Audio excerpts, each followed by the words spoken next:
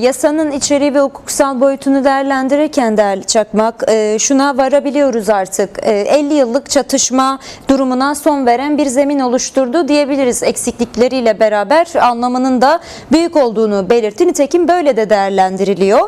Ancak en temel toplumun ve halkların en temel sorunu olan, hatta bu yasanın bugün çıkartan mesele olan Kürt meselesine demokratik bir çözüm sunuyor mu? Siz nasıl buldunuz yasayı değerli Kentel? Biraz duygularım bu zaman içinde son zamanlarda çeşitli yönlere çıkıyor geliyor. İyimserlik, kötümserlik, işte içi boş olması, dolu olması, neyi vaat ediyor olması, ne kadar demokrasi içeriyor, içermiyor gibi.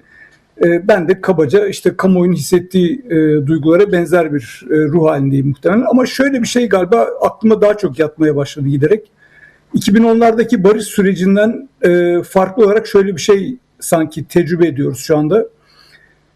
Şu 2010'larda çok daha belki güçlü bir heves vardı aslında. Yani böyle barışın olabileceğine inanıyorduk. Çünkü çok güçlü demokratik talepler çok yüksekti. Şeyi düşünün biraz, sivil toplumun dinamizmini düşünün. İşte AKP bir tür özgürlükler vaat ederek var olan resmi yapıları, bütün o otoriter geleneği sorgulayan bir yerden gelmişti ve dolayısıyla bir tür tırnak içinde söylüyorum özgürlük, barış, demokrasi gibi kavramlar sanki toplumun gündeminde çok daha fazla yer ediyor ve Kürt meselesinde barışın konuşulması da buna bağlıydı. Galiba onun enerjisiyle, onun dinamizmiyle oldukça radikal bir şekilde, tırnak içinde geçmişe kıyas radikal bir şekilde barışı konuştuk.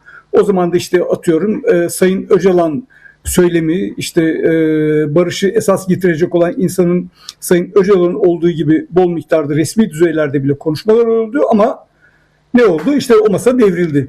Çünkü o masa devrilirken muhtemelen bu sürecin o demokratik dalgaya, demokratik dönüşüm arzularına denk gelecek şekilde AKP'ye oy getireceği de muhtemelen düşünülüyordu. Öyle bir şey olmadığı anlaşılınca hızlı o masa devrildi. Şimdi şöyle bir şey, yani biraz bunu şöyle benzetme anlamlı olur mu emin değilim ama bir evi yapmaya başlar önce temelden başlarsınız. Yani ilk önce işte o zemin kazılır falan, demirler falan dökülür, sonra pencereler, çatı falan yükselir. Sanki o zaman daha böyle pencerelerden, camlardan başlamıştı gibi, bacalardan falan başlamıştı. Şimdiki olan şey biraz bir adım geriye gidip, yani bütün bu geçmişteki o çok olumlu gözüken dönemin gerisine gidip biraz da temelden inşaya benziyor. Bu açıdan da bunu gördüğüm zaman diyorum ki bu daha sağlam gidebilir. Tek tek tuğla örelim ve bunun üzerine anlamlı bir binayı, evi neyse işte onu inşa edelim gibi bir şey gözüküyor. Sanki bütün bunun bayağı işte hukuki bir çerçevenin de oluşturulmaya çalışılması, meclisten bir kanun çıkması, bir yasal bir yapının çıkması daha basılan zeminin daha az kaygan olmasını sağlayacak. Ve bu süre içinde toplumun buna vereceği karşılığında galiba daha olumlu yönde olabileceğine dair bir inanç oluştu bende bu son zamanlarda. Ama şunu da söyleyeyim, bu tabii ki yani burada söz konusu olan aktörler var. Bir tarafta tabii Kürt hareketi var, diğer tarafta devlet ve devletin geleneği var. Dolayısıyla bu sadece birisinin niyetiyle benim isteğim budur, bunu yapmak istiyorumla olan bir şeydi. Karşılıklı bir diyalog olduğu için, iki taraf olduğu için en azından demek ki iki tarafın atacağı adımlar çok önemli. Ama burada şunu da benim belki en çok bağlandığım şey şu, siyaset yani evet tabii ki işte söz konusu olan barış ve bir yandan demokratik haklar, özgürlükler, yani Kürt halkının şimdiye kadar yaşayamadığı mutlak özgürlüğü diyeyim, işte yaşaması için bir imkanı sağlanan bu hedef. Ama bir yandan bu sadece hedef koyduk ve buna yürüyeceğiz. Tabii yürüyeceğiz ama şu anda yapılmakta olan kendisinin çok kıymetli olduğunu düşünüyorum. Şu anda gerçekten siyaset yapma çok özgürlük olduğunu düşünüyorum ben. Yani biz ne adım atıyorsak, ne yapıyorsak bu sürecin kendisini bizi özgürleştirdiğini ve özgürleştireceğini düşünüyorum. Bu sadece Kürt halkının özgürleşmesi değil, işte Doğu Batı diye karşılaştırdığımızda Türkiye'nin bütün işte kim yaşıyorsa kültürel, etnik vesaire dinsel bir takım kökenli insanların hep birlikte sanki bu özgürleşme sürecine bir tür pratikler katacağını, zenginlik katacağını düşünüyorum. Dolayısıyla o anlamda galiba ben daha iyimserim. Yani Evet. Kabul Az ediyorum. önce değerli Kentel, az önce Serhat Çakmak önemli bir cümle kullandı. Aslında Kürt sorununda bir yöntem değişikliğine gidildi dedi. Siz verdiğiniz kıymeti buradan mı ele alıyorsunuz? Tabii ki aynen tabii. Yani şöyle bir şey aslında bir de geçenlerde Ceylan Aytaç değil mi? DEP milletvekili. Akçam pardon, özür dilerim. O Açık Radyo'da işte bir program, Açık Gazete'deki konuşmalarını dinledim, okudum. Yani onun dediği onun dediğine benzer bir şeyler hissediyorum ben de. Yani bu sürecin bir yöntem değişikliği niye oluyor bu? Valla yani Türkiye'nin batısı bunu yıllardır zaten çok fazla bilmiyor. 90'larda hiç bilmedi mesela ama Ceylan Aytaç şey diyor, ölüm kalım meselesi bu diyor. Yani insanlar öldüler. Yani 50 küsur yıl, daha fazla 100 yıldır, yani Cumhuriyet'in kuruluşu öncesinden beri bir Kürt meselesi var. Bunun yaratmış olduğu bütün o tahribatı düşünün. O zaman barışın ne kadar kıymetli olduğu, ne kadar hayati olduğu anlaşılıyor aslında. Yani o zaman müsaade et. Bu işin işte biz aldatıldık mı, aldatılmadık mı, kazık mı yedik, işte bilmem bir şey mi oldu, onursuzluk mu yaptık, onur mu yaptık'ın öncesinde yapılacak şey şu: çok çok temel bir hayatiyet meselesi var. Yani insanlar artık yaşamak istiyorlar. Artık doğru dürüst insan gibi bütün haklarıyla yaşamak istiyorlar. Bunun için de ölmemek istiyorlar. Bunun için işte bir takım adımların atılmasını istiyorlar. Bunun ben çok kıymetli olduğunu düşünüyorum. Bu yöntem değişikliği çok yönlü bir kıymet vermek aslında. Yani şimdiye kadar bedenler feda edildi. İşte bu mücadele için çok fazla nasıl diyeyim, insanlar feda ettiler kendilerini. Bir sürü şey oldu. Artık feda etmeyelim. Yaşamın kendisini güçlendirelim ve yaşamın kendisi kutsal olsun.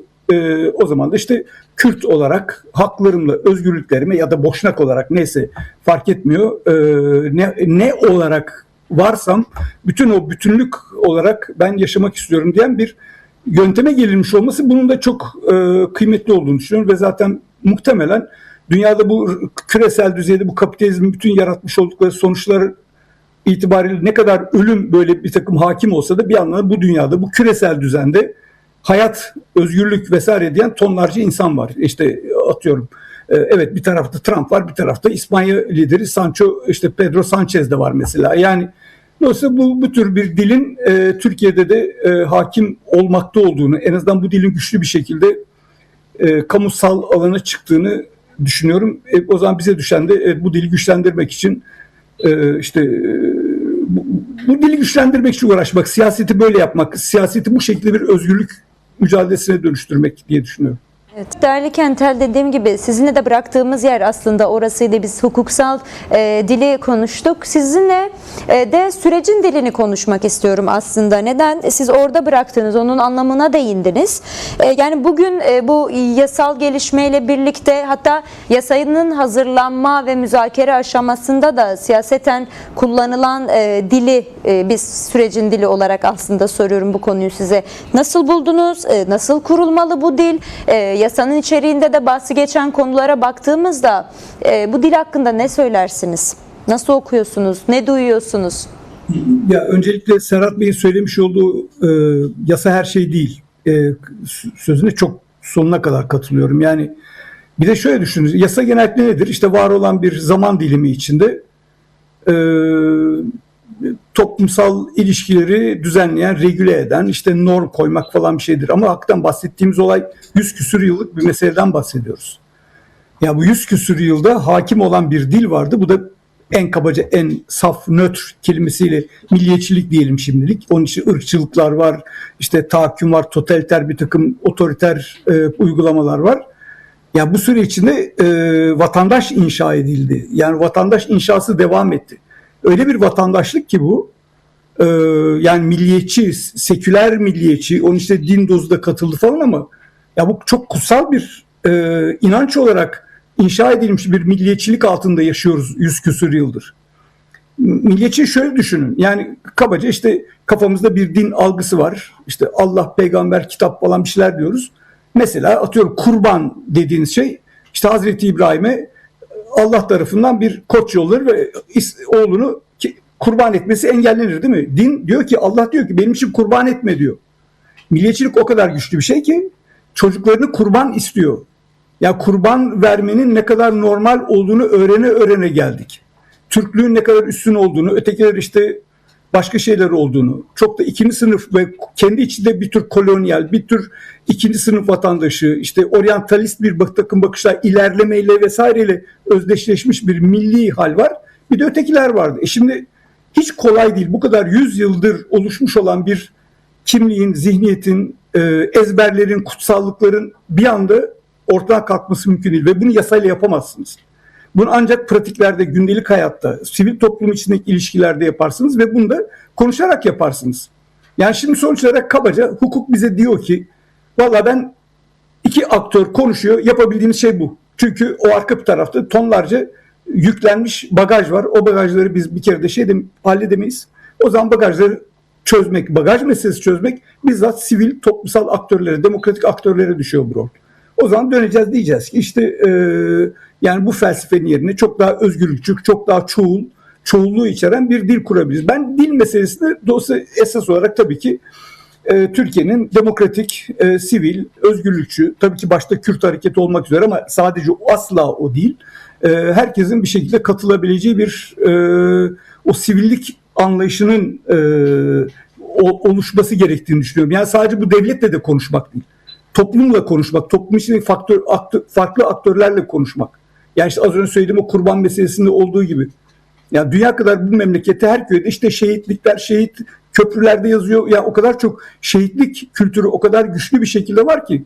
Ya barış adımı atılmaya çalışılıyor. Yani bu konuda hukuksal bir çerçeve oluşturulmaya çalışıyor. Bir takım insanlar yani yanlış falan asla demiyorum ama ilk otomatik olarak verdikleri cevap çok muhtemelen canları yanmış olduğu için barış yapmak ihanettir vesaire. Hemen çok daha negatif bir dil başlıyor. O zaman orada yapılacak bir şey var. Bunu hukukla çözemezsiniz.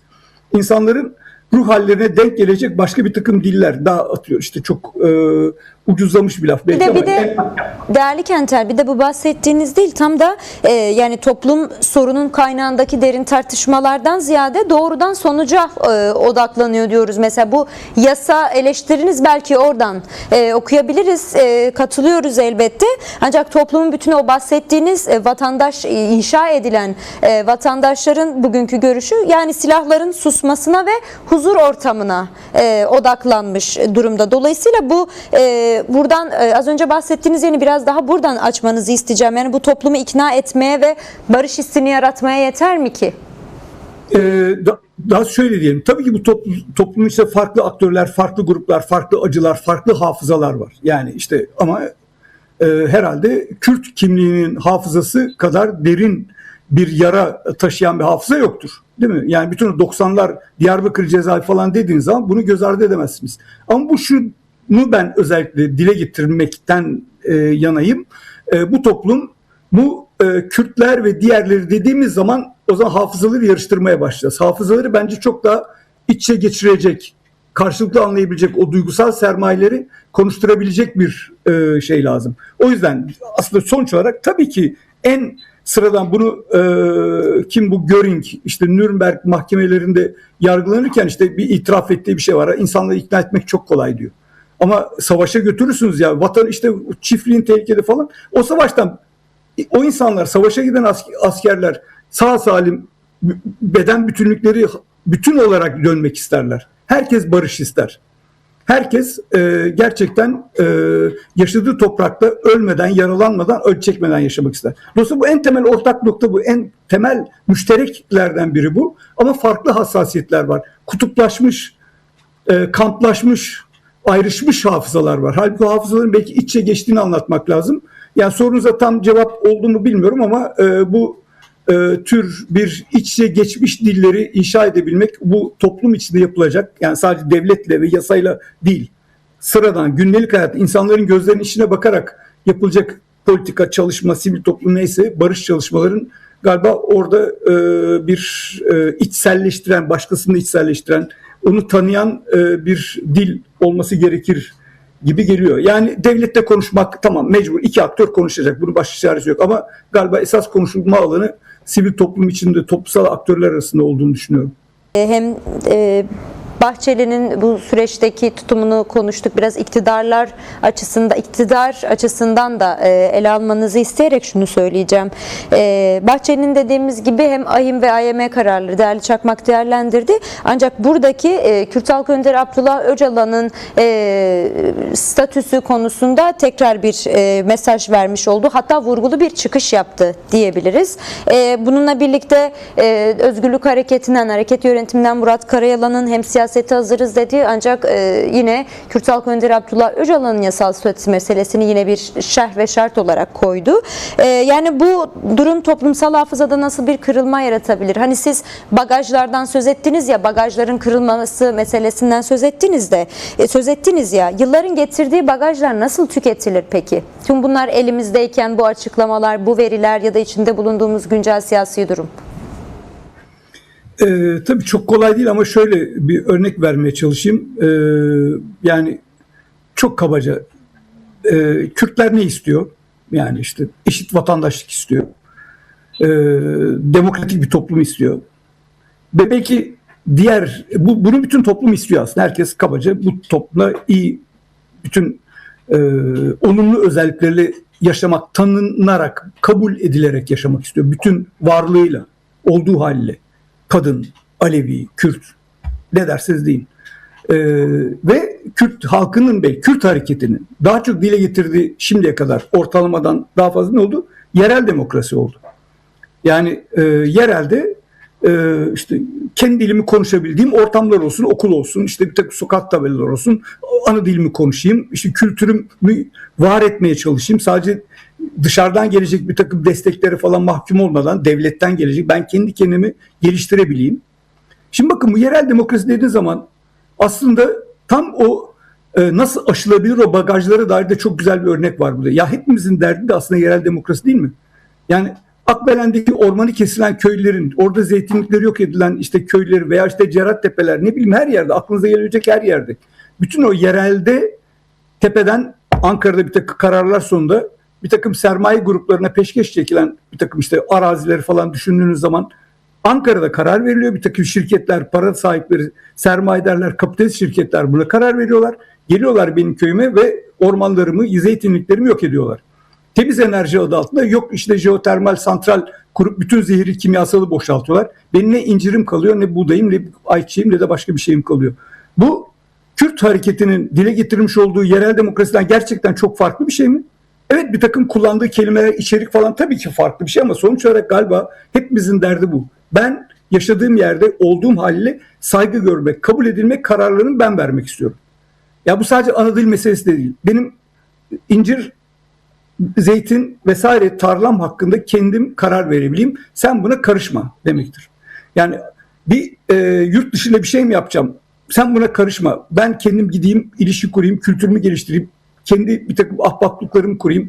Sen ulus devletin beni uluslararası alan temsil etsin ama bırak da ben şu yerel düzeyde kendi dertlerimi çözebileyim diye aslında inisiyatif tanıyan, biraz olgunlaşmayı ve olgunlaşma ihtimalini artıran bir şeydir bu yerel. Yoksa biz sürekli bir babalar, işte kutsal ilahlar, bir takım işte şeyler, reisler, şunlar bunlar, önderler falan gibi şeylerin peşinde koşuyorlar. Sadece onlar bizi dile getirmiş olacak. Hayır, ben kendimle anlatabileyim. Yani o kutsallığın galiba kurulmuş olan kutsallığı bozacak olan şey belki daha yerelin kendisinin çok saygıdeğer olduğu, çok kutsal olduğu, bunların önemli olduğunu söyleyebilirsek, bunları belki işte konuşabilirsek, o zaman o bagajlardaki o bagajların yükünü de azaltmak mümkün olur gibi geliyor. Yani tek yoğunlaştırmadan bütün o çoğunluğu yayabilmek, düşünebilmek sanki bana önemli gibi geliyor.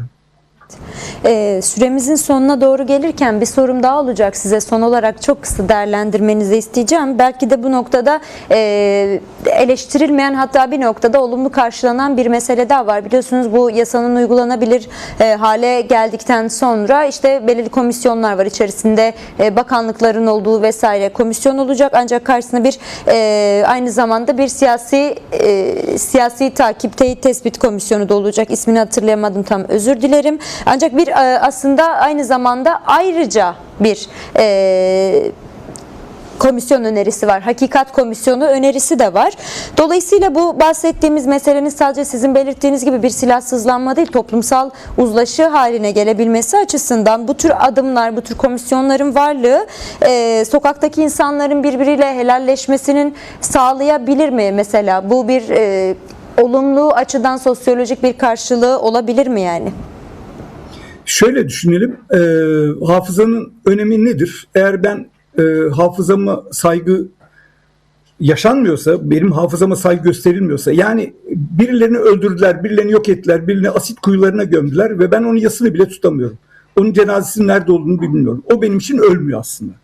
Yani o insan bir yerde hala, yas tutmanın anlamı bu değil mi daha doğrusu? Yas tutmak nedir? Tamam, öldü, gömdüm, bitti. Artık ben onunla helalleştim, barıştı, bitti. Bunu yapamayan tonlarca insan var bu memlekette. Yani cumartesi annelerini niye, yani 500 kaç bin küsür seferdir Galatasaray Meydanı'na niye gidiyorlar bu insanlar? Yani hangi, tırnak içinde söylüyorum, provokasyon, yok işte bilmem ne yönlendirmeli olur bu. Acısı bitmeyen bir takım insanlar var. Ki o muhtemelen işte orası en fazla artık cesaretlerini sürekli toplayabilen insanlar. Oraya gelemeyen de bir sürü insan var. Hafızası hala acayip bir şekilde dolu insan var. Bence bu önce şu hafızanın nasıl diyeyim, tanınması gerçekten Türkiye'de vatandaşlığın yeniden inşası için çok önemli bir şey olacak. Çünkü sen eğer devlet olarak bir takım vatandaşların hafızalarına saygı göstermezsen o vatandaşlar ne yazık ki senin istediğin hiçbir zaman vatandaşlık seviyesine çıkamazlar. Onlar belki Kürt meselesi, kafalarının arkasında Kürtlük, Ermenilik, bütün o travmatik olayları unuturlar belki, ama o travma bambaşka yerde yaşamaya devam eder. Yani sen vergi isteyeceksin, bilmem sağlık sisteminin, ekonomik yapının, işte eğitimin bilmem yürümesini isteyeceksin. Bu hal travmatize olmuş ve travmaları iyileşmemiş insanlarla böyle bir toplum kurmanız mümkün değil. Ama tabii yani bu söylediğim şey çok iyi niyetli bir şey. Çünkü devlet sadece böyle bir iyi niyetli, aman da güzel vatandaşlar yapalım yeri değil. Devlet aynı zamanda bir iktidar alanı. Bir sürü işte tekelci vesaire bir takım kapitalist şirketlerin de yuvalandığı, orada işte yönetici sınıf olarak damgalarını vurdukları, bütün dünyada üstelik böyle bir şeyler var. Mafya, rant vesaire gibi bir takım bir sürü kapitalist ilişkilerin hakim olduğu bir dünyada bu söylediğim çok romantik şeyler gelebilir ama ben vatandaşlığı böyle yaşamak istiyorum. Bunu benim de işte hani siyaset özgürlüktür dedim ya, siyaset özgürleştirici dedim ya, benim yapacağım siyasette o zaman ben acı çekmiş, travmatize olmuş bir takım insanların hafızalarına saygı göstererek karşılıklı bir güvenin ve o nasıl diyeyim, iyileşmenin aslında sağlanması gerekiyor diye düşünüyorum.